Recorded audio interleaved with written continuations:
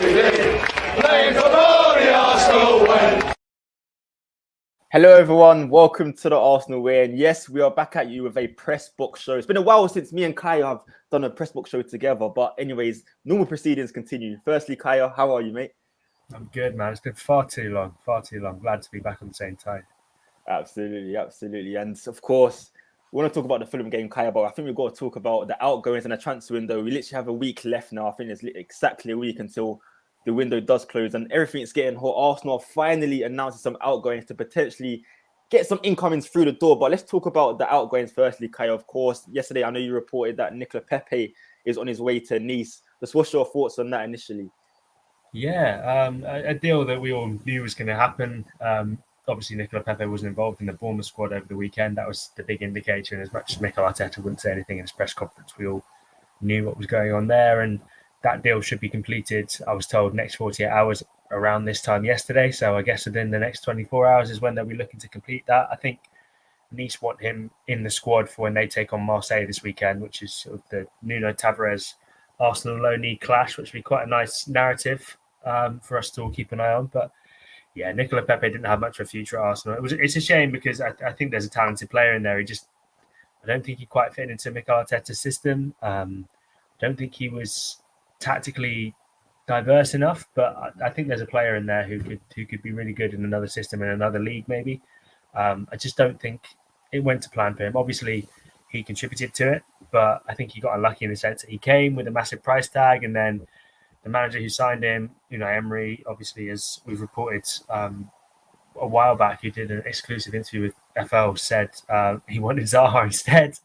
That's obviously not a great start. And then Emery left, and then Arteta came in, and Ljungberg in between. None of those three managers seem to really mesh with Pepe, and so it's a sad ending because I think we all knew there was a player in there, but I think a necessary one nonetheless.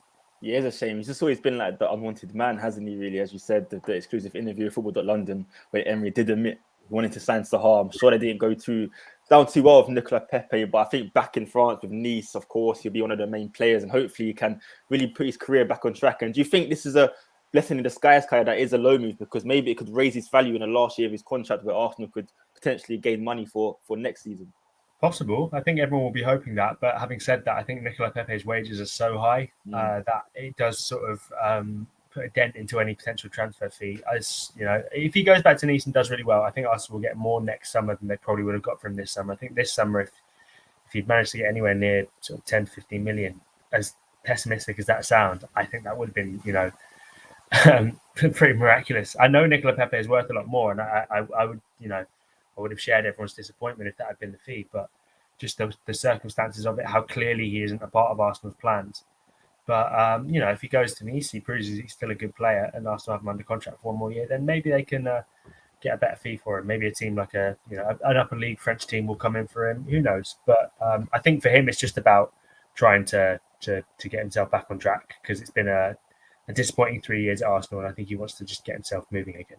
Yeah, it has indeed. Of course, you can look at the loans of William Saliba in Ligue 1, the start to life in Ligue 1 for Nuno Tavares. Hopefully, Nicolas Pepe can follow the same route, and then Arsenal will benefit alongside Pepe, and everyone will win at the end of the day. But we shall see. And Kaya, another player who's been on the fringes of Mikel Arteta's squad lately is Ainsley Maitland-Niles. Now, he has been, of course, tied with a move to a Premier League side. Just what's your thoughts on Maitland-Niles potentially going? Is it a deal that must happen before the end of the transfer window? Yeah, we reported yesterday that Southampton have been offered Ainsley Maitland-Niles. We also reported that Arsenal have the option to extend his contract by a year. That's part of the 5-year contract extension he signed back in 2018.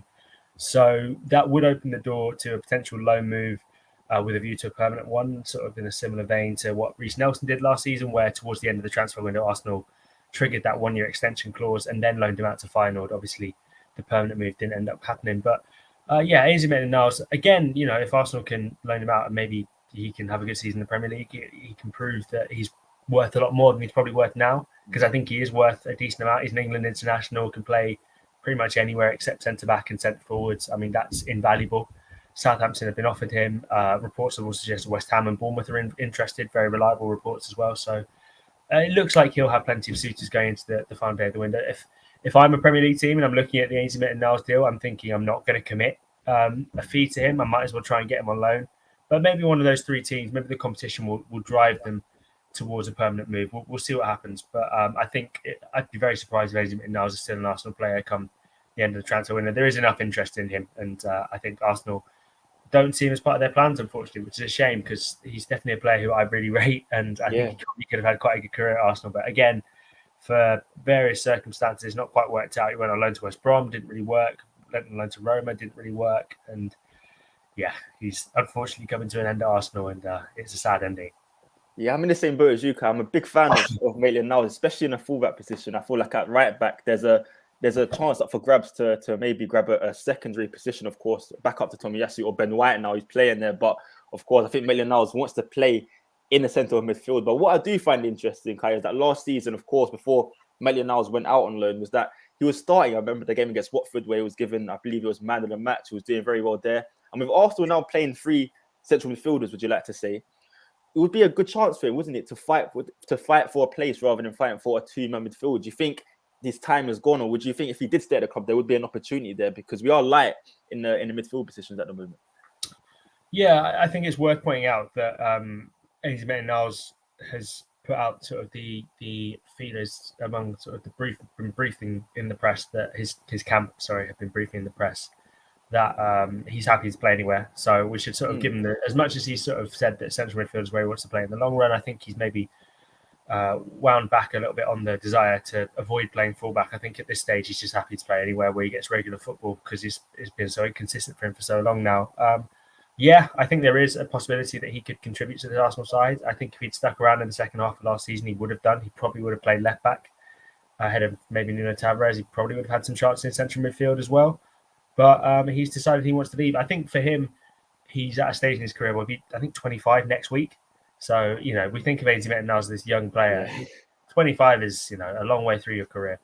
And I think he's got to a stage now where he can't really afford to be just sitting back and waiting. And he would be the 5th choice for midfield at Arsenal. I mean, he'd be behind Xhaka, Lokonga, Partey, Ødegaard, Vieira. That's before I mentioned Smith Rowe. I'd argue that when they come back, young guys like Charlie Patino will probably be ahead of him in the pecking order. So there's plenty of players who have moved above him. Zinchenko is another one who's probably ahead of him in the pecking order. So I don't think he's got a future at Arsenal if he does stick around. I don't think he'd play much. And I think that for him is the most important thing. He said it in that sort of infamous Instagram story towards the end of the transfer window last season where he was saying along the lines of, I just want to go somewhere I can play. That hasn't changed. He wants to play regular football. And it looks like he's going to get an opportunity to do that elsewhere, hopefully. Yeah, I hope he does, of course. You always want to see the Howe Academy graduates doing well for themselves, whether it's at the club or at another club. So we shall see how Maitland-Niles does there. But let's talk about the juicy content, Kaya, incomings potentially. And of course, the wing position has been highly coveted in the media at the moment. Of course, this week has emerged that Pedro Neto could be a potential option for the Gunners. Do you think Pedro Neto is the way forward, or do you think there should be an alternative who Arsenal should potentially target? No, I really like Pedro Neto. I think he fits a lot of the boxes that Arsenal want to tick. I mean, obviously, let us know in the comment section what you guys think about Pedro Neto. I'm sure you guys would disagree and think that there's other players we should be going for, and that's fine. That's part of the debate around Arsenal. But I'd say Pedro Neto he makes the most sense to me. Fits stylistically, technically very sound. Can dribble through very tightly packed opposition defenses, which is a useful asset for Arsenal when they're trying to break opposition presses. He also can play anywhere across the front line, has played up front balls, has played on the left, has played on the right. That's what Arsenal wanted from the player they were going to bring in. That was why they were looking at Rafinha, because they viewed him as someone who could play as a false 9 or on either wing.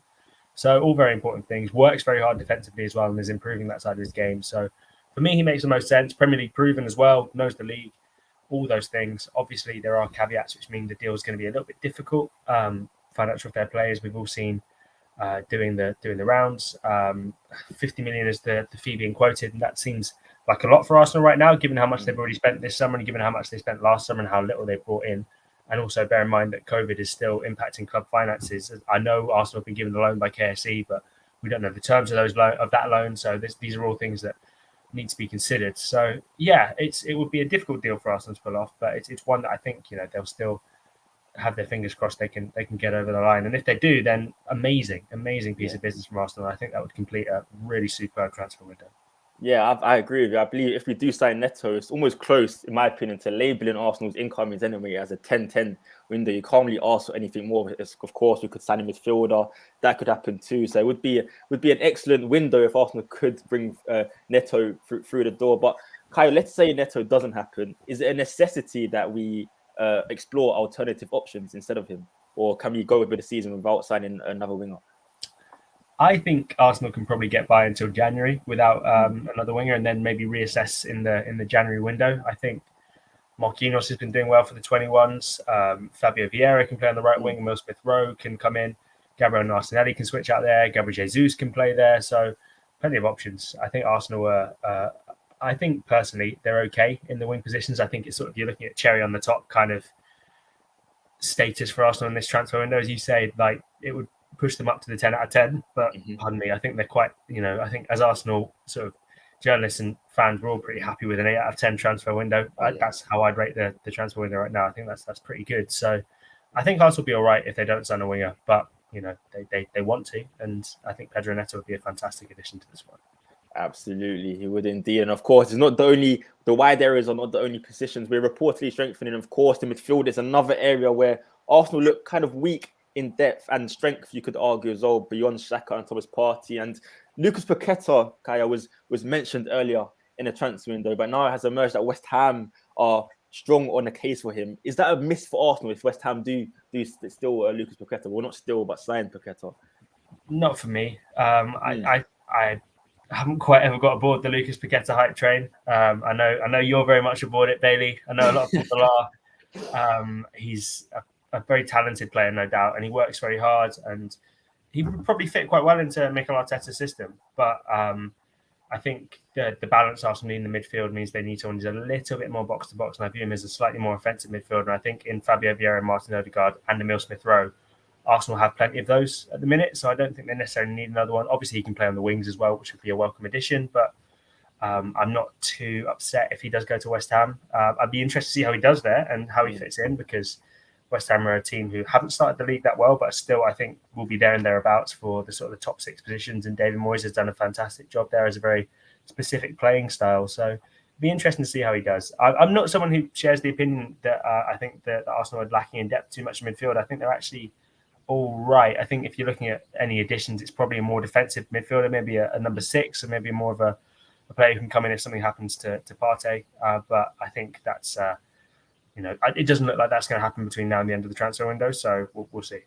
Yeah, I agree with you. I believe the depth is strong. For me, it's the strength in depth I'm worried about, because I feel like if Thomas Partey or Granit Xhaka get injured, and then Sambi Lokonga and Elneny comes in, it's quite a big of a gap, a bit of a difference. I think a midfielder to come in maybe to bridge that gap. That's why I prefer maybe a Youri Tielemans, for example. I'm just a bit worried because last season I think we saw once Granit Xhaka or Thomas Partey comes out of the side, we look much more weaker in the midfield. And I think our win record, our win percentage drops quite high without Thomas Partey and Granit Xhaka starting together. So I think a midfielder will just be needed just to bridge the gap between Sambi and Elneny with Xhaka and Thomas Partey. And I think Tielemans would be the ideal signing. You mentioned box to box. I think Tielemans could fit that quite well. Don't you, if you agree with me in that situation there, Kaya? Yeah, I'm going to stick up for Sambi a little bit because I'm a big Sam. I'm a Sambi stan. I like Sambi. I think he's a good player, and I think he's going to get better. I think because he had a couple of bad games in sort of the crunch period for Arsenal last season, people have got very down on him. I think there's still a player in there, and he's still only 22. There's not too many 21, 22-year-olds who are sort of being given the keys to a Premier League sort of top 6 midfield. If you look across Europe, there aren't any either. So to come in and do that in your first season in England, having come from Belgium where the standard of football is considerably lower, I think that's pretty impressive, and he's developing. And I like him more as an 8, to be honest. I don't think he's the best 6 right now. I think he's more of an offensive, mid-minded midfielder. And if you take the shackles off him defensively, you see the best Partey and you Sambi, and you give him a lot more freedom. So I think that makes a lot more sense. But Tielemans would be a good addition. And if you're looking at the short term, Tielemans is probably a better player than Sambi Lokonga. So if you want an increased an update on the quality of the squad, then Youri Tielemans would be someone who Arsenal would be thinking about. As we've reported countless times on the FL website, Arsenal are interested. Edu has held meetings with his agent. Those happened a while back. Arsenal are willing to wait, as our colleague Tom Campton has reported, because they view him as someone who they can sort of put the brakes on that deal, because they're willing to test Leicester's resolve later in the window. Obviously, Tielemans has 1 year left in his contract. Leicester are I think financially a little bit cash strapped, let's say, and I think they're in a position where players may want to start leaving them. I don't think they're primed for a particularly good season as things stand. They've not started very well, and there's a lot of discontent at that club. And maybe Arsenal are just thinking, why don't we go in very late in the window, test Leicester's resolve, see what we can do. As other outlets have reported, it does seem that they've got a lot of the groundwork for the deal done, and it's a case of trying to just submit that bid. So we'll see. I don't think that the asking price, by the way, would be, pardon me, as high as the 50 million mark, which is what some people have quoted. I think it'd be considerably lower than that, especially for a player in the last year of his contract. If you think Gabriel Jesus was in the last year of his contract, he was only 45 million. So Tielemans is going to be nowhere near that. And I think that would be a good signing for Arsenal. Not a necessity, yet again, not a necessity. Cherry on the top kind of thinking, but a fantastic signing nonetheless. Absolutely. Would you consider it a risky strategy by waiting until the end of the window? Of course, no club has come in for Tielemans until now. So at the moment, it is working. But is it a risk worth taking if Tielemans is a real target for Arsenal? Not for me, because as I said, I don't think Arsenal need him desperately. And I think there are other players across the Premier League who do what he does.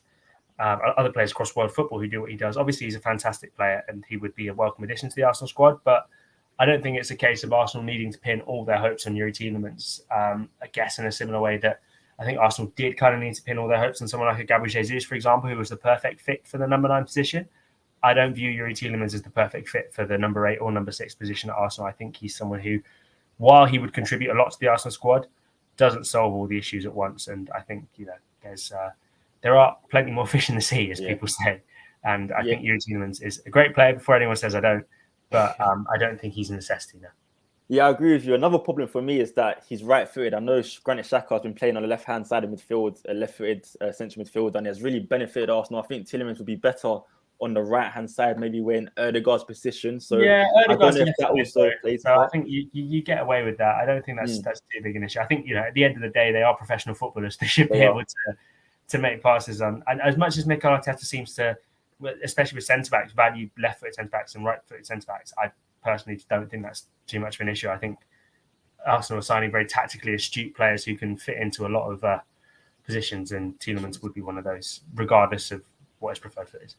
Yeah, that's true. That is another point as well. And Kaya, this week it seems that Arsenal's old targets are all getting snapped up. Of course, Lucas Paqueta reportedly to West Ham, Cody Gakpo possibly to Manchester United, and another player, Alexander Isak, is on his way to Newcastle United. And of course, in January, Arsenal fans, the fan base were tracking his flight, saying he's in London for this reason to sign for the Gunners, but it never really materialized. And now it seems he's on the way to Newcastle United. Is this something that hurts you, or do you not care because you have Gabriel Jesus in the team? I know I feel that way personally. Yeah, I think I agree with you on this one. January seems like such a long time ago, doesn't it? Where Arsenal were desperately scratching around. Well, we as fans, I think, Arsenal less so as a club, but we as fans were desperately scratching around for a striker because we knew Pierre-Emerick Aubameyang was on his way out. We knew Lacazette wasn't really the answer, and Eddie Nketiah hadn't really come to the fore as a realistic option at the time. So, it's weird to think at the time people were suggesting Arsenal should pay 75 million for Alexander Isak. I don't think he's worth anywhere near that. I think he'll be a good addition to Newcastle, and I think it'll be good for him to go to a club where the stakes are slightly lower so he can have a bit more time to adapt. And they've already got an established centre forward there in Callum Wilson, who's a very good Premier League centre forward. So he's not guaranteed to start by any chance, by any measures. But it's one of the first, Newcastle made big money signings in Kieran Trippier and Bruno Guimaraes. But this is one of the first big ones in the sense that there were other teams interested. Arsenal were one of them, and there were other big teams across Europe who were interested in him. So I think it's a smart move for Newcastle. I don't think Arsenal will be too devastated to having missed out on him. They extended Eddie Nketiah. They bought Gabriel Jesus. In the centre-forward department, it's been a fantastic summer for them. And, if they go sign a winger who can play a centre-forward as well, like Pedro Neto, or I'm seeing lots of people in the comments suggesting a Wilfried Zaha. I don't think that will happen, but like that kind of profile, then I think they're all right up front. Yeah, I do think Zaha is too late in the window to maybe prize him away from Crystal Palace now, unfortunately, because they'll most likely have to find a replacement. So I doubt that would be happening there. But just jumping back to Isak, Kaya, is this maybe proof of Edu's growth and success as Arsenal technical director? Because, of course, in January, Arsenal fans were pushing the Gunners to risk either signing Dusan Vlahovic or Alexander Isak. And Edu decided to be patient and wait until the summer and sign Gabriel Jesus, who's been an absolute phenomenon. Can you give Edu extra credit for doing that, for being patient in the market and not Yeah, risking I just throwing money. really think you can. I think if there had been a short-term solution that was out there, such as a loan deal, then Yeah. Arsenal probably should have gone for it. But it didn't seem like there was.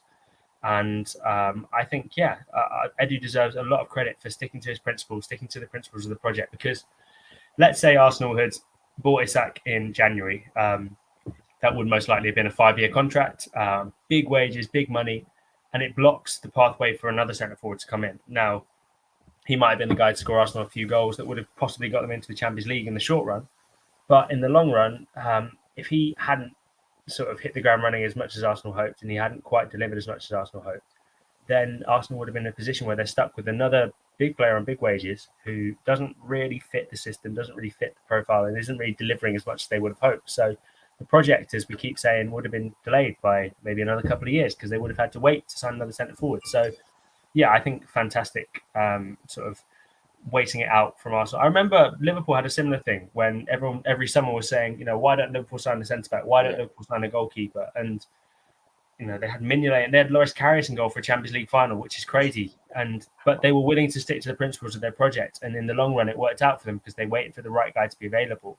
And when the right guy was available, they made sure they got him. And Arsenal have done the same this summer, and I think that deserves a lot of credit. And as much as people were negative about the team in January, personally, I think that was really over the top. And I think everyone who is aware of Arsenal's transfer plan now can see that was a smart piece of business in the long run. Absolutely. You cannot disagree with that one there after Gabriel Jesus' wonderful start. And of course, he has an opportunity to continue his excellent start as Arsenal play Fulham on Saturday. Kaya, of course, Arsenal can make it 4 wins from 4. Just how confident are you for the game ahead on Saturday? Confident. I think if you're going into a home game against a newly promoted side and you're not confident, then there's problems.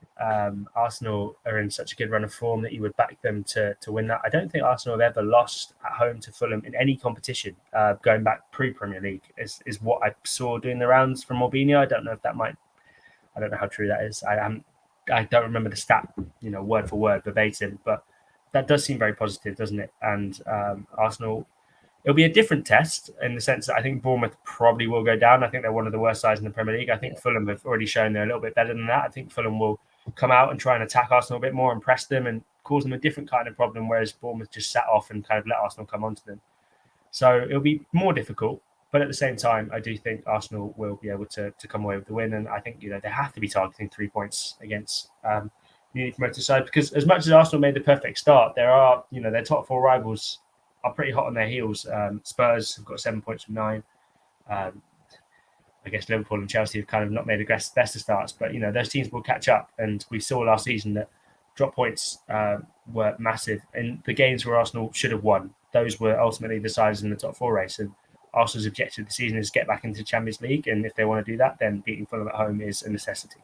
A necessity indeed. And of course, just quickly touching on the player battles, Kaya, because Fulham, they've got an interesting striker in Alexander Mitrovic, of course, who has caused havoc in the opening weeks of the season. The first week in particular, Van Dijk struggled against Mitrovic. And now people are trying to compare Saliba and Van Dijk in the opening weeks of the season. Of course, Saliba will go with the Mitrovic test. And if he does pass that, is that a big pointer for Saliba? Does that just only improve his character even more than it has done at the early weeks of the season?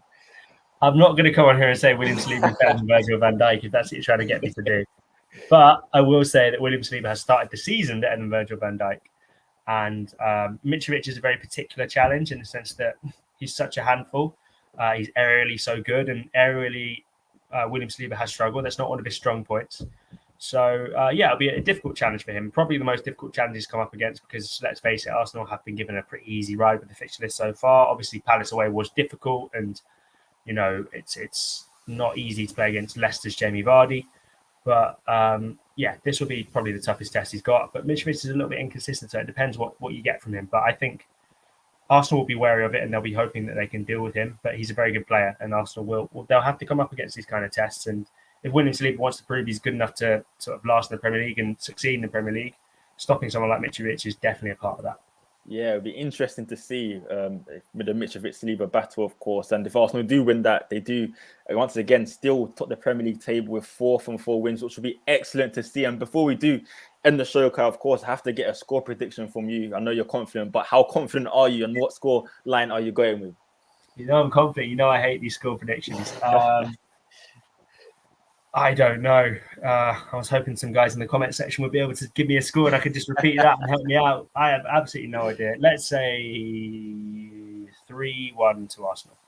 3-1 to Arsenal. Do you know what? I'm going to agree with you. I'm going to go with 3-1 as well. I was thinking. No, you got to have your own, mate. You can't steal mine. You stole mine. You got to go for your own. Get your own prediction. Okay, my own prediction. Okay, not 3-1. I'm going to go with 2-1. I just don't believe we're going to score over 3, but I do believe we're going to concede. I don't think we're going to keep a clean sheet. I don't know why. I just feel like last week was so comfortable. Another week of comfortable defensive performance like that would be difficult, and maybe we'll get caught lacking and be a bit lackadaisical a little bit. But we shall see. But we do both agree on the win. I think that is the most important win. And just before we do go, Kai, I want to get your thoughts on this. So it's a question from Faraj in the comment section. He says, all but a Chelsea almost done. Just what's your thoughts on all but a Chelsea? Do you believe it's an impact on Arsenal? Should Arsenal be threatened? And how do you think about the move in general? Yeah, I think Arsenal should be threatened because as much as Pierre-Emerick Aubameyang did stop scoring for Arsenal at the end, he's still a good finisher. And if you look at Chelsea, what they need, in my opinion, quite clearly what they need is someone who can finish off the chances they create. I don't think Kai Havertz is that guy. So, yeah, Chelsea create quite a bit of chances, and having a player who, despite the fact that he's sort of on the downwards end of an age curve, and despite the fact that he's maybe not as quick as he used to be in terms of his goal-scoring exploits, that's not gone away. And Thomas Tuchel knows how to manage his personality. They were together at Dortmund, and they worked really well together there. So I think that will be a really, really good signing for Chelsea. And, I think it's the kind of player that Arsenal should be wary of. And in terms of the top 4 race, I think that's a really big boost for Chelsea. Absolutely. Good boost for Chelsea indeed. We shall see how that plays out. But we are going to end the show there, guys. Kaya, as always, thank you for coming on to the press box. What have you got coming out in the future, in the near future, And do you want to plug whatever you do have coming out? Yeah, right now we've got a Q&A going on the FL website. It's on my Twitter, on my Facebook, on the FL Twitter accounts, the Arsenal FL Twitter account as well. So please do get involved, submit your questions there. I don't know if I can find a way to put that in the comment section. Maybe I'll do it after the video's ended. But get your questions in. I'll try and answer as many of them as possible. Obviously, we've spoken a few of them here, but we'll try and answer if you didn't get a question answered in this show, then do get in touch on that Q&A, and we'll get those to you. And then tomorrow's press conference day, so previewing Fulham. That all starts again. Saturday is Fulham game, and the whole madness starts again. So it's going to be a busy week, and next week there's 3 games as well as the transfer deadline day. So it's going to be a packed week for Arsenal and a packed week for all of us, and I think we're all looking forward to it. Absolutely, a packed week indeed. And it looks like Arsenal are going to start off with an excellent start against Fulham, as people in the comment section are very, very confident. I'm seeing 5-0 Arsenal, 3-0 to Arsenal, 4-0. Kebby says 6-0. Let's hope that does happen. We would have one riot in that game, I tell you that. And Trevor G, 2-0 as well. Aliu says 4-0 to the Arsenal. Let's hope you guys are right, and Arteta can, of course, produce those results you guys are predicting. But we are going to end the show there, guys. If you like the video, make sure to drop a like in the comment section. Also, let us know who you want Arsenal to sign. Will Arsenal sign Neto? Shall we sign Tielemans? And are we going to regret not signing Paqueta? Please let us know in the comment section. That has been the show, guys. Make sure you subscribe as well. And most importantly, make sure you keep following us down the Arsenal way. 49, 49,